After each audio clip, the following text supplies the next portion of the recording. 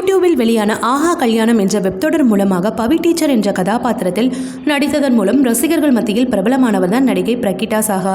தொடர்ந்து பல்வேறு திரைப்படங்களில் நடித்துள்ள இவர் நடிகர் விஜயின் மாஸ்டர் மற்றும் நடிகர் பார்த்திபன் இயக்கி நடித்த இரவு நிழல் உள்ளிட்ட பல திரைப்படங்களில் முக்கிய கதாபாத்திரங்களில் நடித்துள்ளார். ஒரு நடிகையாக மட்டுமல்லாமல் இயக்குநராகவும் தன்னை அடையாளப்படுத்தியிருக்கிறார் நடிகை பிரகிதா சாஹா. இரவு நிழல் திரைப்படத்தில் உதவி இயக்குநராக பணியாற்றியது மட்டுமில்லாமல் அந்த படத்தின் ஹீரோயினாகவும் நடித்திருந்தார். இதனைத் தொடர்ந்து இவருக்கு அடுத்தடுத்த பட வாய்ப்புகள் குவித்து வரும் நிலையில் இணையத்தில் எப்பொழுதுமே ஆக்டிவாக இருந்து வருகிறார்.